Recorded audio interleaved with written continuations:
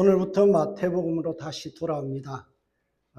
1월 달부터 6월 둘째 주까지 복음, 십자가, 은혜라는 시리즈의 설교를 마치고요. 우리가 작년 말까지 했던 마태복음 강의를 다시 돌아옵니다. 오늘은 마태복음 강의 108번째 시간입니다. 앞으로 아마 한 7주 정도 더 해서 마태복음을 마감할 겁니다. 오늘 마태복음 108번째 시간 27장 11절에서 16절의 말씀 가지고 아비투스, 시기심과 그리고 침묵이라는 제목으로 은혜 나누고자 합니다. 여러분, 미국에서 제가 참 좋아하는 게 있는데요. 이겁니다. $100 지폐예요. 여러분, 미국 $100 지폐의 1세대 인물이 누군가요? 미국 건국의 아버지라 불려지는 벤자민 프랭클린이라는 사람입니다. 그가 남긴 유명한 말이 있습니다. 작은 구멍 하나가 거대한 배를 가라앉힌다라는 거예요. 사실 사람을 망치는 것은 큰 사고가 아닙니다. 큰 사건이 아니에요. 사람을 망치는 것은요, 아주 작은 실수와 아주 사소한 일에서부터 시작됩니다. 특히 마음에서 일어나는 작은 잡생각이나 잘못된 감정을 우리는 조심해야 합니다. 그래서 늘 이런 말을 해요. 제가 울컥하거든 꿀꺽 삼켜라. 뭔가 내가 울컥하고 올라오거든요. 꿀꺽 삼켜야 돼요. 그 감정을 추스리지 못하면 큰일 납니다. 여러분, 처음에 이 각도가 1도 차이가 얼마 안 되잖아요. 근데 이것이 가면 갈수록 거리가 멀어져요. 엄청난 간격을 만들어내죠. 그 큰 텀이 바로 작은 1도에서부터 시작한다는 거예요. 내 마음을 비집고 들어오는 아주 작은 잘못된 감정이나 생각을 차단하지 않으면 여러분, 그것이 화근이 되어서 우리 인생을 망치게 합니다. 영국의 전 총리였던 마가렛 대처라는 분이 있습니다. 이분이 이런 말을 남겼어요. 생각을 조심하라, 말이 된다. 생각이 말이 되는 거예요. 그렇죠? 말을 조심해라, 행동이 된다. 행동을 조심해라, 습관이 된다. 습관을 조심해라, 인격이 된다. 인격을 조심해라, 운명이 된다. 여러분, 마가렛 대처 수상이 하는 말이 뭡니까? 우리의 운명은요, 생각, 작은 생각에서부터 시작됩니다. 저는 미워하는 그 생각 때문에 살인까지 가는 거예요. 여러분, 내 안에서 일어나는 작은 미움의 생각이 엄청난 운명을 결정한다. 운명을 결정짓는 첫 단추는 거창한 게 아니에요. 내 머릿속에 생각, 스쳐 지나가는 생각을 통제하지 않으면 결국 우리는 잡생각에 쓰러집니다. 그래서 성경은 말씀하잖아요. 대저 그 사람의 생각이었다면 그 사람도 그러한 적. 우리 인생을 결정하는 건요, 내 머릿속에 스쳐 지나가는 생각이에요. 그 생각을 컨트롤하지 않으면 난리가 납니다. 여러분, 그래서 우리가 항상 생각을 조심하시기 바랍니다. 생각이 우리의 운명이고 인격을 만들고 삶을 만들어 나갑니다. 오늘 본문을 보면 집단 시기심이라는 감정이 유대민족 전체를 돌이킬 수 없는 역사의 죄인으로 만들어버리는 결과를 초래합니다. 예수를 십자가에 못 박게 만든 동인, 모티베이션이 뭔가요? 여러분, 예수를 십자가에 못 박히게 한 동인, 움직이게 한 힘이 뭔가요? 18절에 나오죠. 이런 그가 그들의 시기로 예수를 넘겨준 줄 알미라. 여러분, 이 말씀에서 우리가 캐치해야 될 건요, 시기라는 말씀입니다. 시기심이 발동해서 결국에는 억울한 예수님을 십자가에 못 박게 하고요. 두고두고 유대인들은 역사의 죄인이 되는 결과를 마련하죠. 한두 사람의 시기심으로 시작된 것이 덜불같이 일어나서 번져가서 온 무리의 마음에 시기심을 불타오르게 했습니다. 이 집단 시기심 때문에 이성을 잃어버려요. 결국 유대인들은 예수님을 십자가에 못 박으라고 외치기 시작하죠. 그렇다면 시기라는 이 말은 무엇일까요? 대체 시기가 무엇일까라는 겁니다. 유대인들 사회에서요, 이 시기라는 말씀을 잘 이해해야 돼요. 시기라는 단어가 오늘 보면 푸토론이라는 단어를 썼어요. 단순한 젤로스라는 단어를 쓰지 않았어요. 젤로스라는 이 단어는 뭔가 하면 envy, 부러워하다. 야, 저 사람 잘 되니 참 좋다. 부러워하다. 내가 좀 저런 사람 되었으면 좋겠다. 이거는 envy, 부러운 거예요. 오늘 성경에서 이야기하는 이 시기라는 단어는 뭔가 하면 악의적인 마음, 악의적인 마음. 그래서 푸토논이라는 이 단어는요, 썩다, 부패하다는 거예요. 부패한 생각, 부패한 감정, 썩어버린 내 안에서의 잡동사니 같은 이 마음이 시기심이에요. 어떤 마음인가 하면 저 사람 망했으면 좋겠다. 저 사람 가진 것을 다 잃어버렸으면 좋겠다. 저 사람 암에 걸렸으면 좋겠다. 저 사람 팍 죽여버렸으면 좋겠다.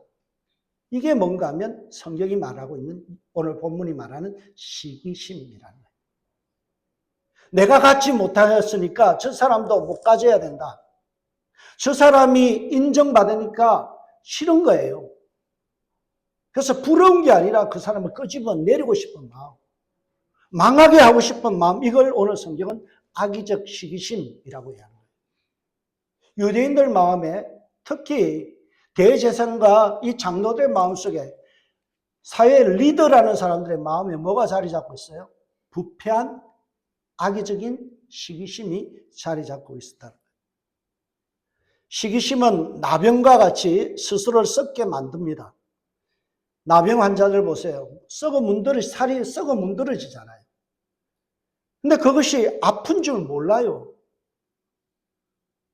아파도 아픈 줄 몰라요. 그게 나병이에요. 자기가 썩어 있다는 사실을 몰라요. 내 생각이 썩었고 부패했고 남들이 망했으면 좋겠다. 저 사람이 안 됐으면 좋겠다. 저 사람이 암에 걸렸으면 좋겠다. 저 사람 팍 죽어버렸으면 좋겠다.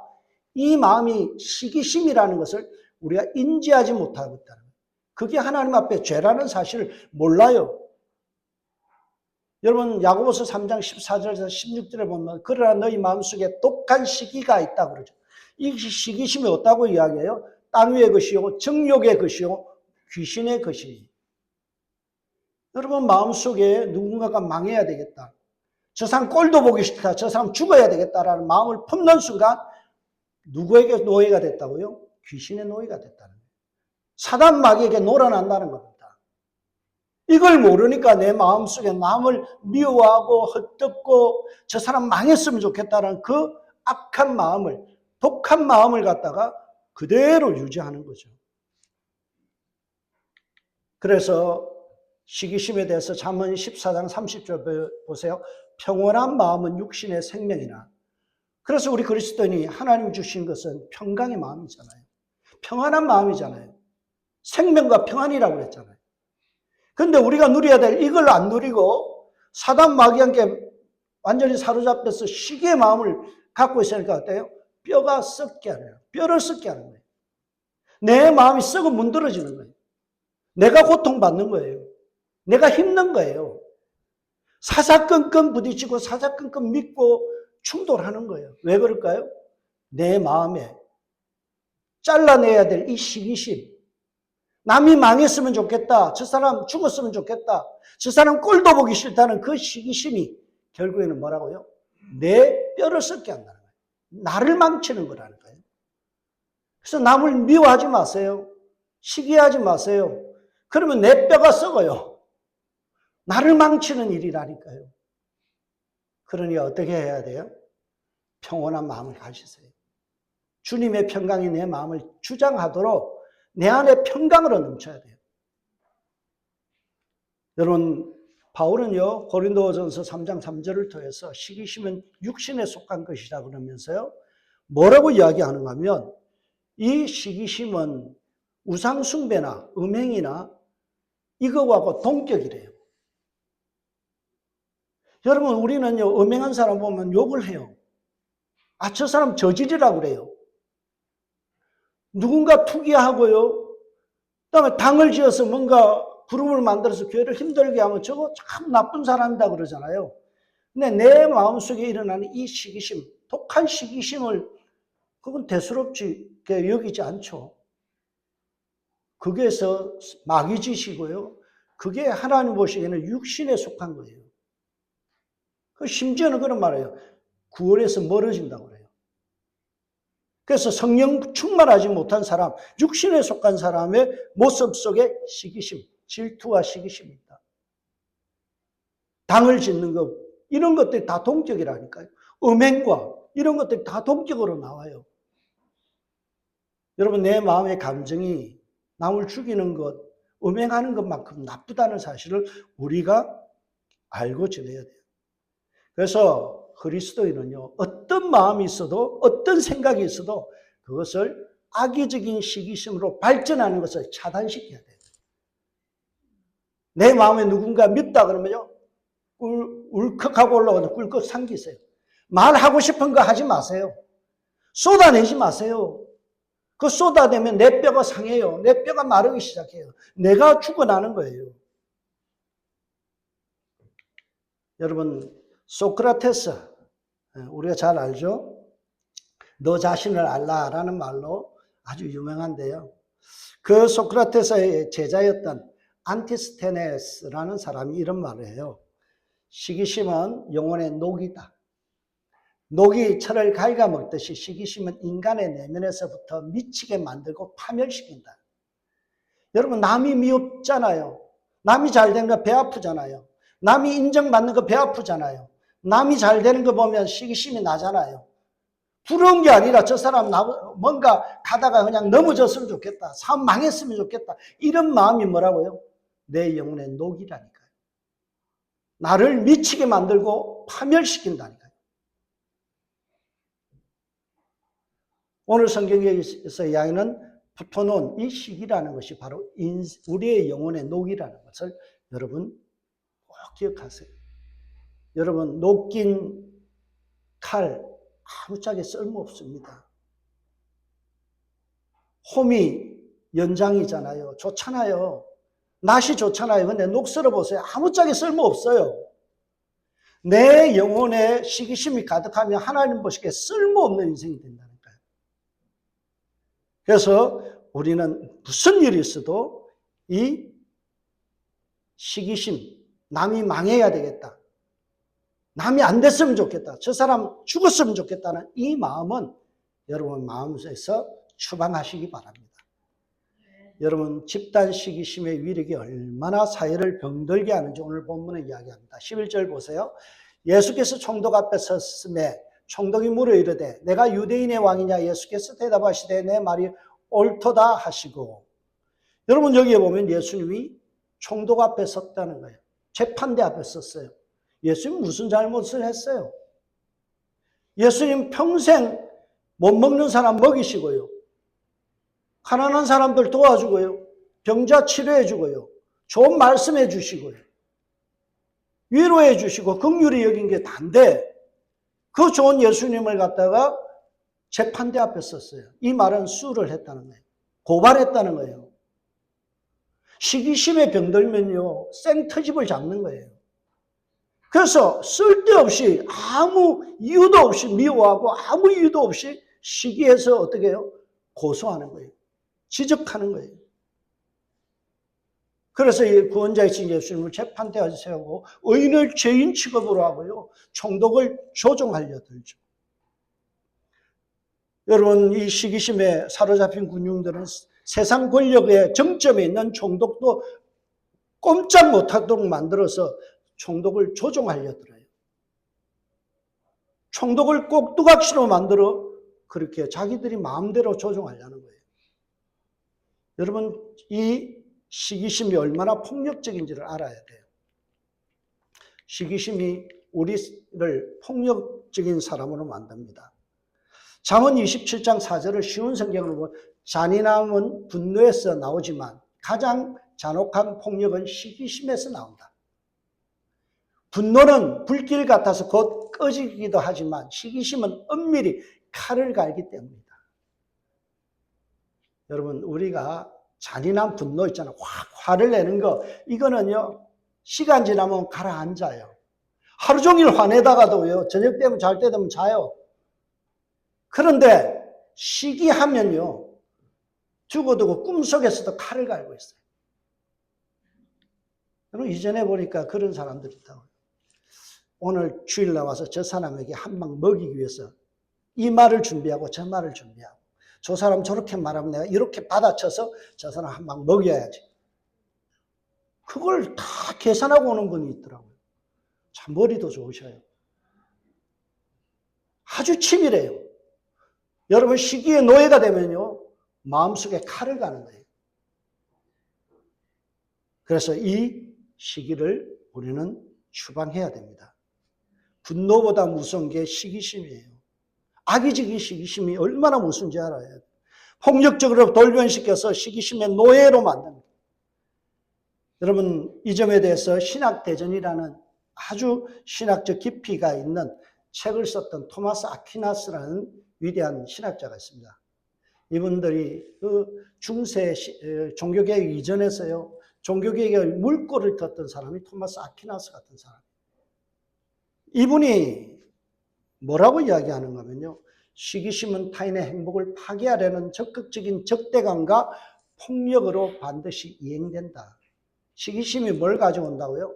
사람 미움, 적대적인 거예요. 모두가 적이에요. 내 마음에 누군가, 내가 남이 잘 되는 꼴을 못 보는 사람은요, 모든 사람이 다 적이에요. 적대감을 갖고 또 하나는 뭐예요? 폭력적이 되는 거예요. 폭력의 밑바탕에는 뭐가 있다고요? 시기심. 저 사람이 나보다 잘 되면 안 되는 거예요. 저 사람이 출세하면 안 되는 거예요. 저 사람이 인정받으면 안 되는 거예요. 나보다 사랑받고 나보다 인정받으면 그때부터 적대감이 생기고요, 어떻게 하든 폭력적으로 대하려고 하는 거예요. 조심하시기 바랍니다. 남이 망하기를 바라는 불길한 마음은 초반에 제압하지 않으면 결국 유대인들처럼 예수님을 십자가에 못 박으라고 외치는 폭력배가 되고 맙니다. 그렇다면 내 마음에 시기심이 불길처럼 일어날 때 성도는 어떻게 해야 할까요? 우리의 마음에 천사만 앉아있는 게 아니잖아요. 우리 마음속에 때로는 시기심이 일어나요. 내 마음속에 미움이 일어나요. 저 사람 정말 가다가 넘어졌으면 좋겠다 하는 사람이 생겨요. 그럴 때 어떻게 해야 돼요? 오늘 말씀에서 여러분 교훈을 받기를 바랍니다. 성경은요, 침묵하라라는 거예요. 침묵하라. 예수님처럼 하나님의 뜻만 바라보고 하나님이 알아주시면 돼. 하나님이 알아주시면 돼. 이거 붙들고요, 입 다물고 침묵하는 거예요. 오늘 본문을 보면 예수님께서 유대인들의 시기심 때문에 고통을 당하여도 맞서 싸우지 않아요. 논쟁하지 않아요. 내가 옳다는 걸 주장하지 않아요. 과도하게 논쟁을 펴면서 자기를 합리화하지 않아요. 자기의 무고함을 밝히려도 하지 않아요. 11절에 보면 총독 빌라도가 내가 유대인의 왕이냐라고 질문했을 때 이렇게 대답합니다. 내 말이 옳도다. 내 말이 옳도다. 근데 이것이 정확한 번역이 아니에요. 정확한 번역을 보면 어떻게 되어 있는가 하면 당신이 그렇게 말하고 있어. 네 입으로 그 말 하잖아. 그거예요. 당신 입으로 나를 유대인의 왕으로 언급했지 않소. 그리고 예수님은 대꾸도 하지 않아요. 11절에 보세요. 대제사장들과 장로들에게 고발을 당할 때 아무 대답도 아니하시는지라. 아무 대답도 아니하시는지라. 침묵하셨다는 거예요. 마태는 같은 내용을 다루고 있는 다른 복음서에 비해서요, 예수님의 침묵에 대해서 굉장히 강조합니다. 마태복음 26장 22절에서 23절을 보면 예수께서 공회에서 재판을 받는데도 예수님께서 전혀 말씀을 하지 않아요. 침묵으로 일관해요. 거짓 증인들이 일어나고 거짓 고소를 하는데도 입 딱 다물어요. 입에 지퍼를 채우고요, 말씀하지 않습니다. 예수님은 자신을 죽이려는 모함 앞에서도요, 항의할 생각이 없어요. 오직 하나님의 뜻대로 대속의 사건이 성취되기를 바라고요, 억울함을 참고 수용하면서 침묵으로 일관합니다. 오늘 본문은 고난받는 종의 노래로 일컬어지는 이사야서 53장 7절의 말씀이 생각나게 하는 거죠. 메시아에 대한 묘사인데요. 그가 곤혹을 당하여도 괴로울 때도 그의 입을 열지 아니하였으며. 메시아는 어떻게 해야 된다고요? 괴로울 때도, 고욕을 당할 때도 침묵해야 된다. 이게 예언이었어요. 그 예언을 성취하기 위해서 예수님은 억울해도 참으신 거예요. 곤욕을 당해도 침묵하신 거예요. 예수님은 자신의 억울함보다도, 곤욕보다도 멸시와 모멸을 당하는 그 순간에도 구약의 말씀이 성취되기를 원했던 거예요. 그리고 결단하고 침묵하신 거죠. 하나님의 뜻이 그렇다면 나는 순종한다는 거예요. 하나님께서 메시아는 앞으로 입 다물어야 된다라고 하셨기 때문에 자신은 순종했다는 거예요. 예수님의 침묵은 무능의 표시가 아니에요. 우리의 죄를 대신 지고 죽으셔야 하는 대속적 죽음을 스스로 받아들이신 완전한 순종의 모습이에요. 순종의 모습. 성도는 예수님처럼 행동해야 됩니다.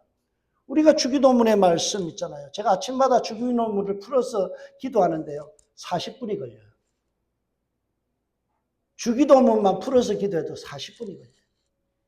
매일마다 합니다. 거기에 보면요. 하늘의 뜻이 하늘에서 이루어진 같이 땅에서도 이루어진다. 주님의 뜻이 이루어지기 위해서는 나는 순종한다는 거죠. 억울해도 힘들어도.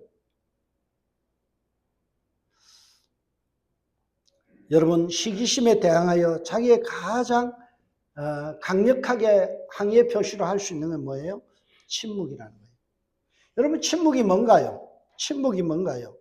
하나님의 섭리와 계획을 믿는다는 의지의 표현이에요. 내가 하나님을 믿기 때문에 하나님이 처리하실 거고 하나님의 뜻대로 이루어질 걸 믿기 때문에 뭐예요? 나는 입 다문다는 거죠.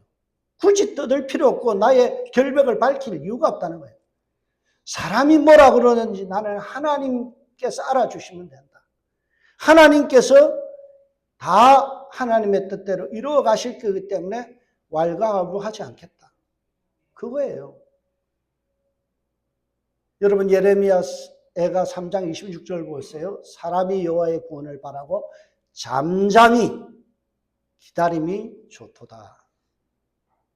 침묵하는 것보다 좋은 게 없다는 거예요. 여호와의 구원을 바라고 내 문제에 대해서 내가 밝히고 싶고 억울해서 이걸 말하고 싶지만 그것을 주님께서 그 문제를 풀어주시기를, 구원해 주시기를 바라고 잠잠히 기다림이 좋도다. 여러분, 저와 여러분이 이 경지에 오를 수 있길 주의 이름으로 축복합니다. 억울해도요, 입 좀 닫으세요. 마음에 막 내 어떤 억울함을 막 이야기해서 다 결백을 증명하고 싶잖아요. 하나님을 안 믿기 때문에 그러는 거예요. 하나님 믿으면 뭐예요? 하나님이 구원하신다. 하나님이 이 문제를 바로잡아 주신다. 믿기 때문에 어떻습니까? 잠잠히 기다릴 수 있는 여유가 생기는 거예요. 하나님 믿으면요, 세상 사람들은 나보고 무슨 욕을 해도요, 귀에도 안 들어가요. 섭섭하지도 않아요. 독일의 속담에 이런 말이 있습니다. 시기심에 대한 가장 완벽한 대답은 침묵이다. 내 안에서 시기가 일어날 때마다 완벽하게 대응할 수 있는 길이 뭐라고요? 침묵하는 것이다. 여러분, 아무런 반응을 일으키지 않는 것이 침묵이 아니라 하나님을 신뢰하기 때문에, 하나님을 믿기 때문에 어때요? 내가 참고 기다리는 거죠. 웨이노츠라는 사람이 있습니다. 웨이노츠라는 사람이 있는데요. 그 사람이 했던 말 속에 제가 침묵의 영성이라는 책이 있는데요. 침묵의 영성에 보면 이런 내용이 있습니다. 침묵의 영성에 보면 침묵은 단순히 입을 다무는 것이 아닙니다. 마음의 소음을 멈추고 하나님의 현존을 온전히 받아들이는 영적인 능력입니다. 침묵이 뭐라고요? 영적 능력이래요. 왜요? 내 마음의 소음, 일어나는 소음, 이거 밝혀야 돼. 이거 좀 내가 억울한 거 바로 잡아야 돼 하는 이 소음을 멈추고 하나님의 현존, 하나님 보고 있잖아. 하나님 지켜보고 계셔. 그리 뭐예요? 하나님이 바로 잡을 테니까 나는 여유를 갖고 기다릴 수 있어. 이게 영적인 능력이라니까요.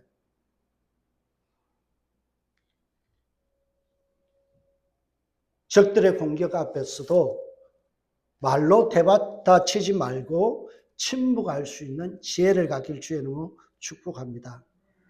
여러분, 이것이 쉽지 않아요. 사단 마귀는 우리 입술을 열기를 바라요. 내 입을 열어서 바로잡기를 원해요. 억울한 거 밝히기를 원해요. 그런데 그래서 사단 마귀에게 넘어져요. 사단 마귀의 하수인 이 빌라도를 보세요. 빌라도는 계속 말을 합니다. 자기가 총독이기 때문에 뭔가 보여주고 싶은 거예요. 쇼업하고 싶은 거예요. 내가 잘났다는 것을 보여주기 위해서 끊임없이 예수를 공격하잖아요. 빌라도의 공격을 보세요. 이에 빌라도가 이르되 그들이 너를 쳐서 얼마나 많은 것으로 정언하였는지 듣지 못하였느냐 하되, 끊임없이 정언을 이야기하고 증거를 대면서 예수님을 옥죄잖아요. 공격하죠.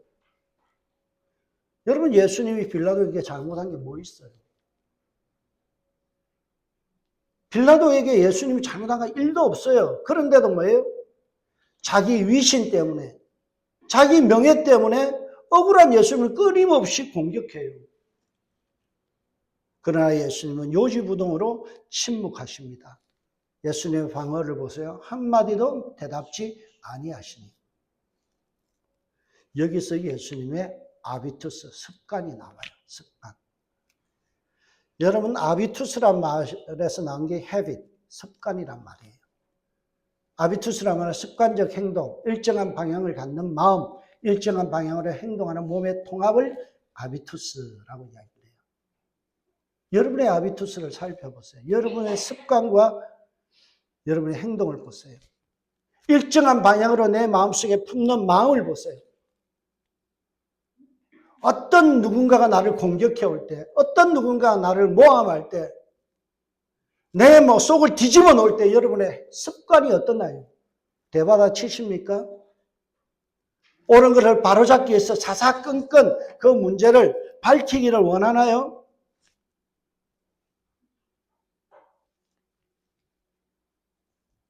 빌라도와 이 무리들과 대제사장은요, 끊임없이 말을 통해서 자기들의 주장을 내뱉어요.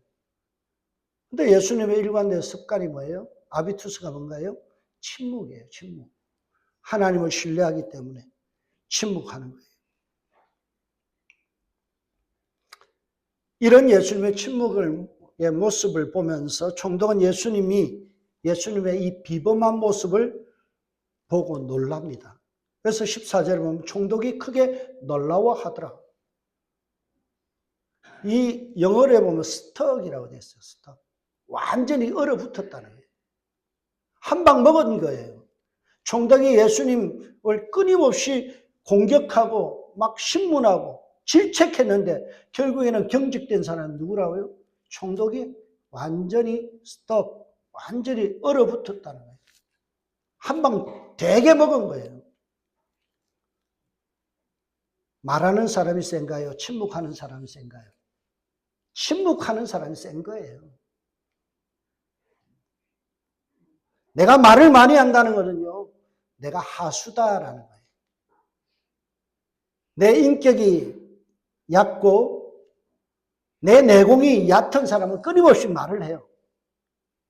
그런데 정말 깊이가 있는 사람은 말 안 해요. 조용히 들어요.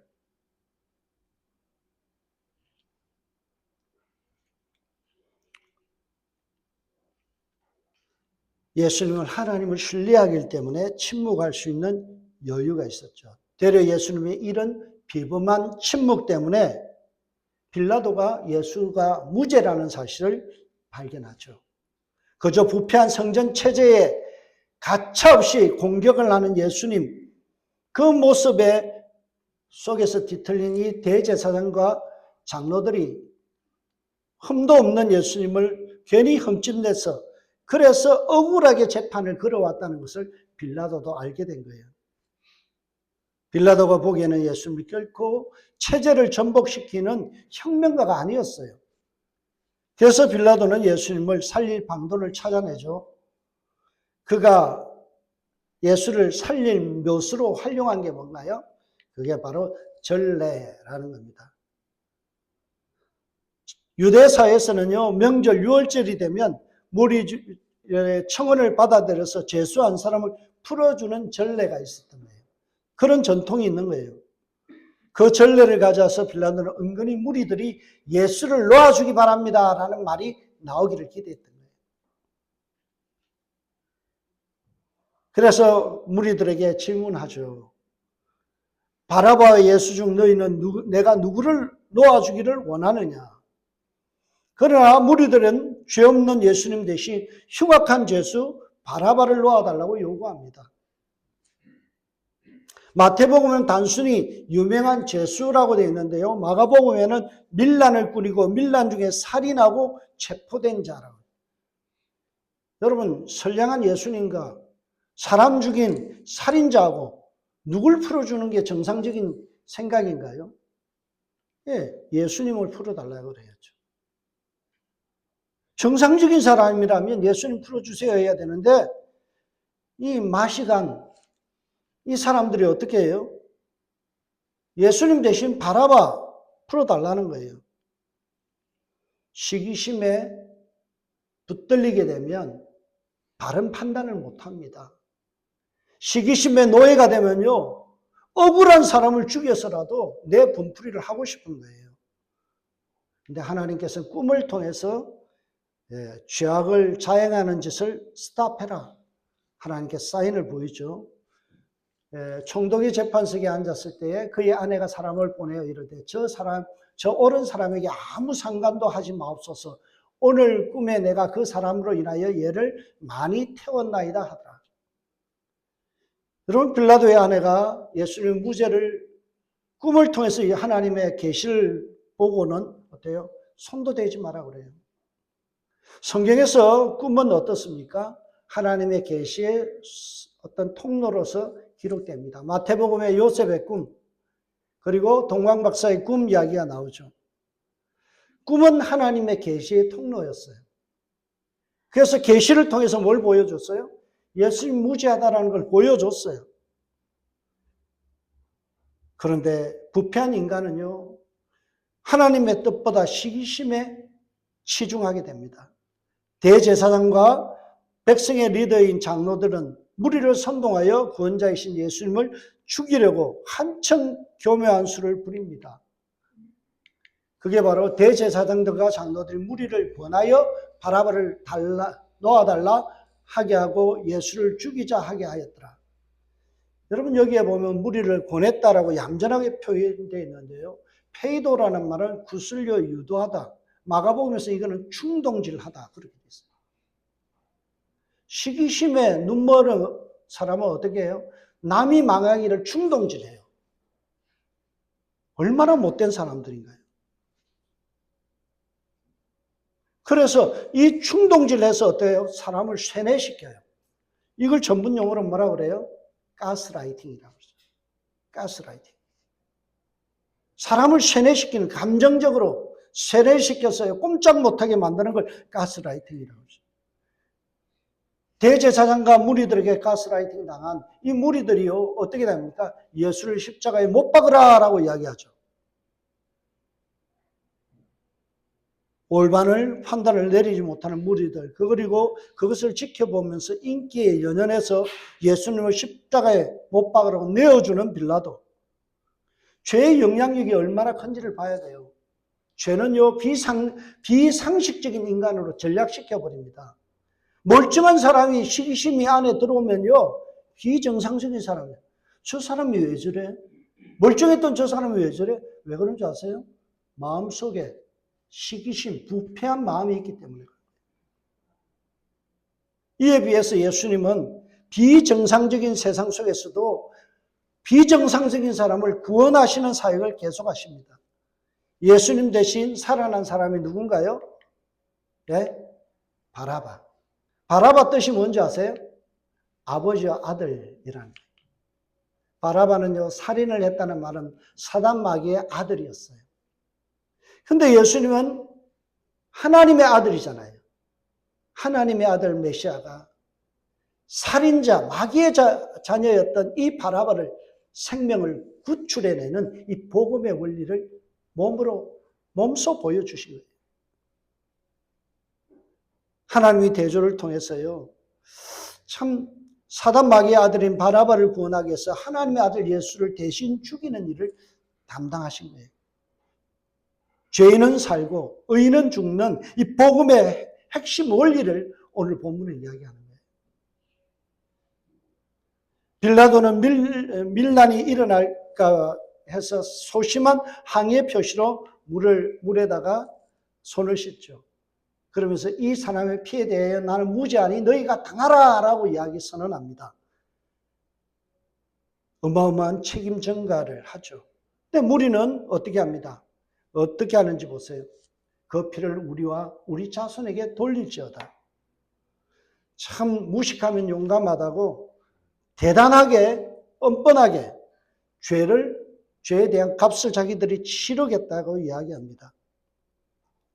잘못된 리더를 만나면 백성이 고생하고 가스라이팅 당하는 거예요. 죄의 구렁텅이 속에서 허우적거리면서 살아갑니다. 그래서 여러분들이 저를 위해서 기도해야 돼요. 제가 맛이 가지 않도록. 제가 바른 생각을 하고 바른 판단을 해야 돼요. 안 그러면 여러분 가스라이팅 당합니다. 많은 교회가 재산 잃고 막 인생 파탄하는 이유가 뭡니까? 목사교가 돼서 목사가 가스라이팅 시켜서 완전히 그들을 울거먹잖아요. 목사가 똑바로 정신 차려야 돼요. 여러분 오늘 이 본문에 나오는 재판은 정말 공정한 재판이 아니고 여론 재판이고 가스라이팅 당해서 올바른 판단을 내리지 못한 채 저질러버린 악한 재판이에요.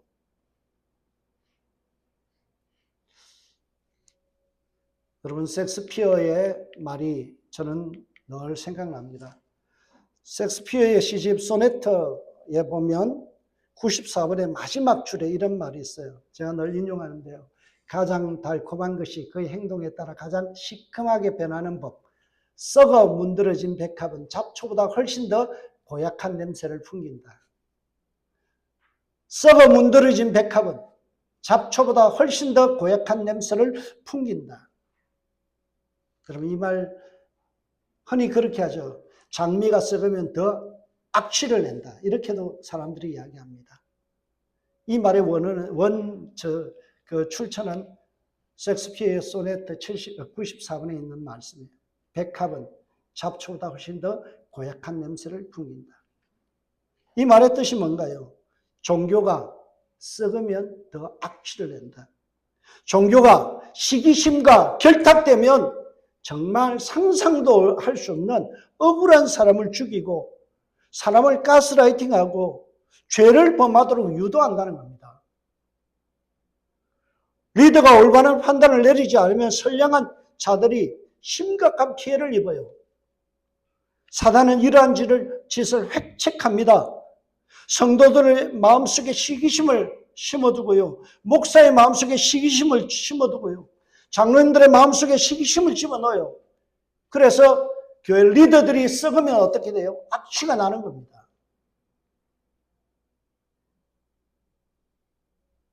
인기에만 몰두했던 이 빌라도처럼 타락한 본성을 숨기지 못하고 죄와 타협하게 되죠. 그러므로 교회는 순전해야 됩니다. 교회는 순전해야 됩니다. 성도는 이용당하지 않을 만큼 영리해져야 됩니다. 그래서 성경 말씀 뱀같이 지혜롭고 비둘기같이 순결하라. 여러분 우리 성도님 다 비둘기같이 순결해요. 참 착해요. 근데 뱀같이 지혜로울 필요가 있어요. 앞에서 있는 목사가 인간이기 때문에 삐뚤은 생각할 수 있고요. 삐뚤은 감정을 가질 수 있어요. 그럴 때 어떻게 해야 합니까? 뱀같이 지혜롭게 조언할 수 있어야 되죠. 바로 잡을 수 있어야 돼요. 옛날에는요, 그랬잖아요. 목사님들에 대해서는 함부로 코멘트하는 거 아니야. 목사가 죄를 지어도 그거는 우리가 보호해줘야 돼. 좋은 마음이에요. 그러나 여러분 그렇게 하면 안 돼요. 목사가 죄를 지으면요, 바로 잡아야 돼요. 리더가 바로 서야 돼요. 순결한 기독교. C.S. 루이스가 쓴 책이 있잖아요. 순전한 기독교. 우리 교회는요, 순전해져야 돼요. 시기심을 추방해야 돼요. 내 안에 악독한 마음을 추방해야 돼요. 내 안에 남이 망하기를 바라는 마음, 남들이 안 되기를 바라는 마음, 저 사람 골려줘야지 하는 마음 조금이라도 삐지고 올라올 때요, 싹을 자르세요. 울컥 올라오거든 꿀꺽 삼기세요. 한 방 먹이고 싶은 그 욕구들이 내 안에 막 올라올 때요, 그걸 싹을 잘라버리세요.